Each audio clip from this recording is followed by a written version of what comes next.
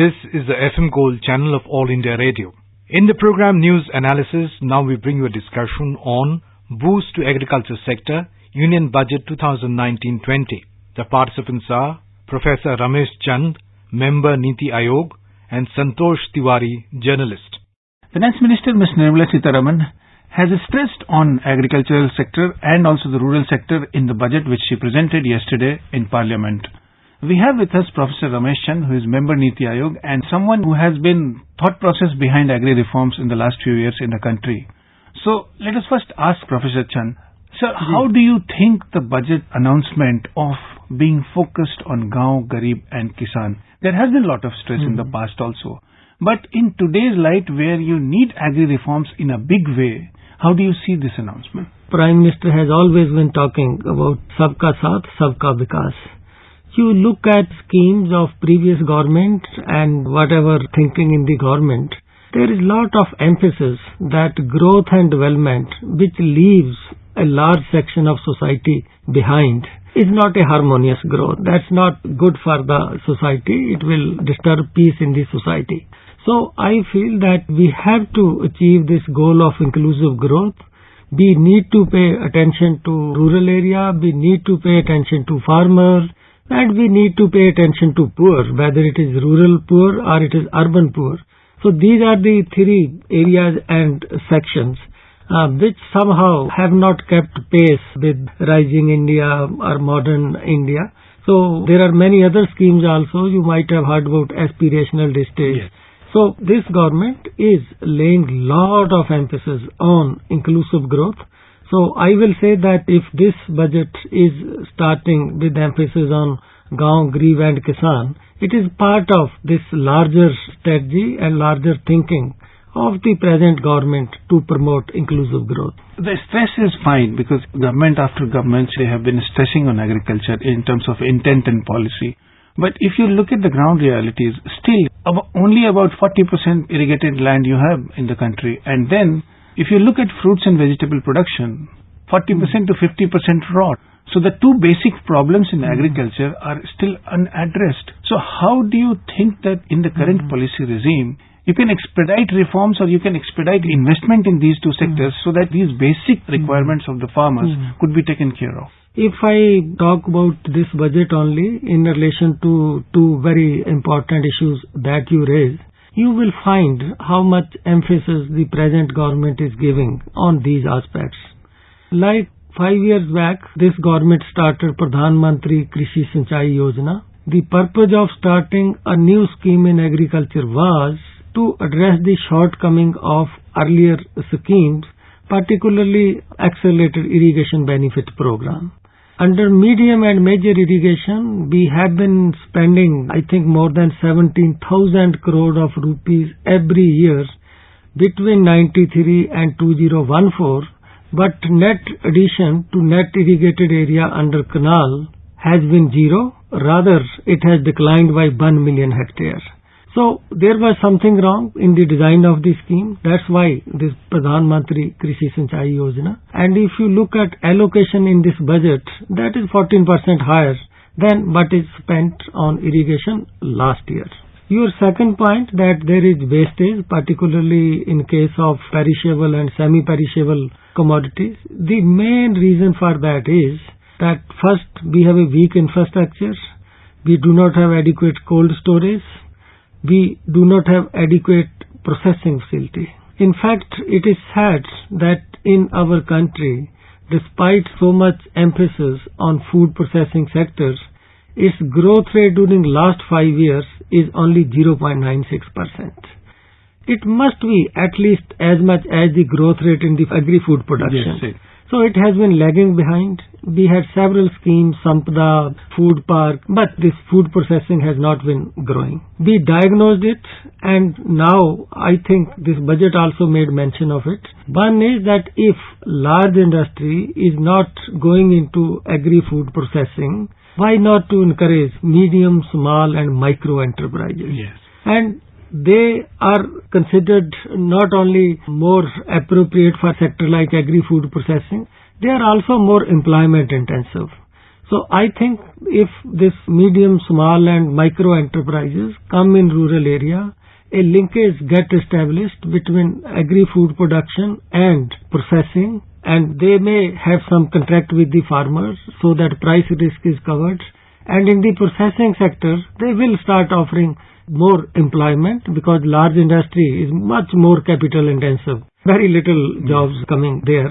So the second aspect of this is that why diversification is low, why private sector, corporate sector not coming into agriculture is the regulation of the day.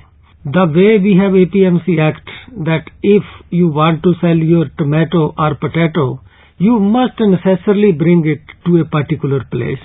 So you see, in case of perishable, that kind of thing doesn't work. In case of agro-processing, that kind of thing doesn't work. That a processor is buying 2 quintal tomato of one variety, 2 quintal of second variety, and all of those having different kind of chemical composition are not very much suitable for processing. So that's why this government proposed this new APLM, Agriculture Produce and Livestock Marketing Model Act, this Contract Farming Act. If these reforms are undertaken, Madam Finance Minister also mentioned about it that we need more and more investment in these sectors. So those investment will come if by removing these regulations we create investment climate for them, and then with MSME coming there, with demand diversifying toward fruit and vegetable and livestock products, you will find that the rural economy will pick up. The other two distortions, if I may say, in agriculture sector in India are, first is your MSP-led distortion, which is not allowing farmers in Punjab and Haryana to diversify from wheat and rice. Geographically also, the diversification is not happening. Wheat and rice, if they are grown in distant part of the country where you have rains, then it would be much better at this juncture. So first distortion is MSP-led distortion. Second distortion is that of subsidy. Farmers are getting n number of subsidies. Why not bring in all the subsidies into one basket and provide them these subsidies, which the farmers which need these subsidies through direct income support scheme or some scheme which is very transparent. In fact, origin of many of our policies is in the era of shortages. You see, we started attracting crops, whether they are suitable in terms of natural resource endowment of a place or not, and started giving different type of support because at any cost we wanted to achieve food security during late 60s and 70s. So that time we didn't care whether rice is moving to sandy soils, rice is moving to low rainfall area, sugarcane is moving from high rainfall area to very low rainfall area, because we were desperate to achieve the goal of grow more food. At any cost, we wanted to have food self-sufficiency. But today, we are producing 74% more food per person compared to what we were producing in 70s. You see, what a big change. Per person. So taking care of population growth, still producing 74% more food, and at present level of income of people, we find that we are surplus in many commodities. So this is a big change from shortage to surpluses. But our thinking and many of our policies, they are still stuck in the era of shortages. So we must recognize this thing, and that's why now we are talking that now we are not desperate to have high growth at any cost. We should start paying attention to our natural resources, to our water, to our land.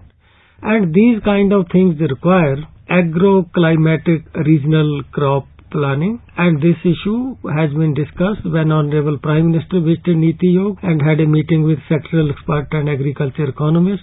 This suggestion came that earlier there used to be APRU, Agro-Climatic Planning Regional Unit in Planning Commission.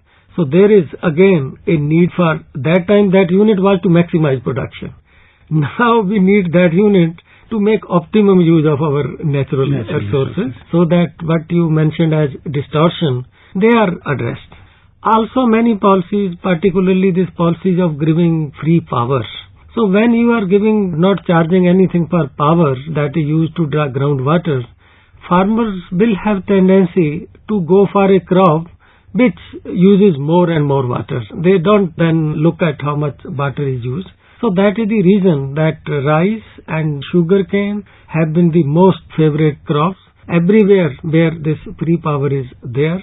I feel now the most important need is reforms in subsidies, particularly power subsidies. You give subsidy in different form, as you mentioned, through direct cash payment, but do not leave that use of water is free. The cost of drying water, the opportunity of cost of water should be somehow reflected in the use of water and in the demand for water. And also, because if you look at MSP, it is most effective in rice and wheat.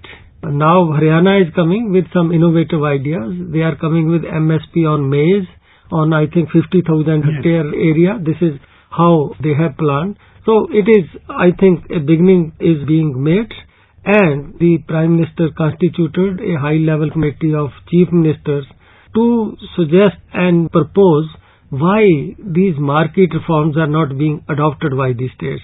I feel once we fix the regulatory environment, then you will find that these changes in agriculture will follow. Finance Minister has said that producer of foods would become producer of energy like solar power, etc. Another not exactly out-of-box solution, but maybe a practical solution could be giving stress on agri-exports. We have great opportunity to capture global agri-exports market in various areas. You know it better. So these two areas, how should we look at?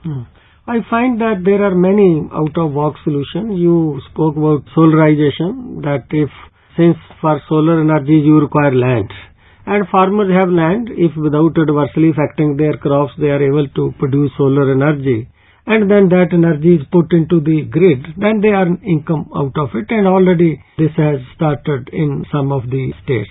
The second out-of-box solution is again mention of which is made in this budget is startup. Role of startups. Startups are very, very important. Government cannot do everything everywhere. That innovation must come into agriculture, and startup are one vehicle to have those innovation in agriculture. If you allow me here to ask a question, the R&D, research and development in agriculture is very, very important. You see, this quality of R&D cannot be addressed by giving more money alone. Money, I would say, is a necessary condition, but not a sufficient condition. That's why I call it different type of budget. It talk of improving the standard of our such institutions. You see, the finance minister talked about why we don't have best institution in the world. Why only 3-4 institution figure there? Why not more? And talked about national R&D fund also. We need to create institute of the type of Indian Institute of Science or some of the IITs. The present state of our agriculture R&D is such that unless they make structural changes, total overhauling of national agriculture search system, even if you give them more money, it will not yield frontier technology. And also, why we should restrict our farmer to make use of technology generated by our own system. Today, globally, there are very, very fascinating technology. That's why for this Empowered Committee of Chief Ministers, we have kept this one as TOR. How to enable our farmer to assess best technologies anywhere in the world, and how, after you take care of quarantine and other things, to allow our farmer to import plant propagation material, modern machinery like that. See, we are living in a global era. So whatever best in our country, other countries are taking advantage of that. IT. You look at patents, how many patents being filed from Bangalore by the foreign companies. Similarly, we should not feel shy of making use of what is best available in other countries, and of course strengthen and improve our own R&D also. Thank you very much, Professor Ramesh Chand, for taking part in this discussion. Thank you. Thank you. You were listening to a discussion on Boost to Agriculture Sector Union Budget 2019-20. The participants were Professor Ramesh Chand, Member NITI Aayog, and Santosh Tiwari, Journalist. This program was produced and presented by the News Services Division of All India Radio. This program is also available on our website, newsonair.com. You may email your opinion about this program at airnsdtalks@gmail.com.